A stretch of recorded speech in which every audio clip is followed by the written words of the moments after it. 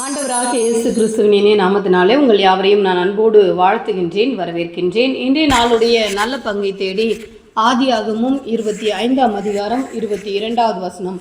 அவள் கர்ப்பத்திலே பிள்ளைகள் ஒன்றோடொன்று மோதிக்கொண்டிருந்தன. அப்பொழுது அவள், இப்படியானால் எனக்கு எப்படியோ என்று சொல்லி கர்த்தரிடத்தில் விசாரிக்கும்படி போனாள் என்று சொல்லப்பட்டிருக்கிறது. ரெபேக்காள் சிறு வயது முதற்கொண்டே கடவுள் பயத்தோடு இருக்கின்ற ஒரு நல்ல பெண்ணாக நமக்கு திருமறை போதிக்கின்றது. இந்த இடத்துல ரெபேக்காள் பெண் பார்க்க வருகிற எலியாசருக்கு தண்ணீர் கொடுக்கும் பொழுது கூட ஆண்டவரிடத்தில் அவர் என்ன ஜெபித்தாரோ அது போலவே அவரும் கடவுளுடைய வார்த்தையை பேசினார்.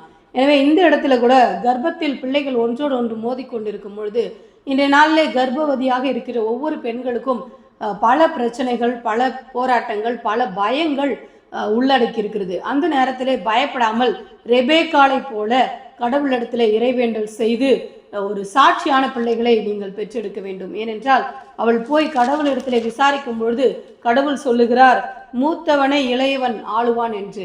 எனவேதான் இன்றைய நாளிலே பார்க்கும் பொழுது நம்முடைய முற்பிதாக்கள் பெயரை சொல்லும் பொழுது ஆபிரகாம், ஈசாக்கு, ஏசா என்று வர வேண்டிய இடத்திலே யாக்கோபு என்று வருகிறது. ஏனென்றால் பிள்ளைகளை குறித்து தாயார் விசாரிக்கும் பொழுது பிள்ளைகளுடைய எதிர்காலத்தை குறித்து கடவுள் ஒரு தாயிடத்திலே விவரித்து சொல்லுவதை நாம் பார்க்க முடிகிறது. எனவே இன்றைய நாளிலே இந்த வார்த்தையின்படி கர்ப்பவதியான பெண்கள் ஒவ்வொருவரும் கடவுளத்திலே சென்று வாக்கை பெற்றுக்கொள்ளுங்கள். ஆண்டவர் உங்களை ஆசீர்வதித்து வழி நடத்துவாராக. ஆமீன்.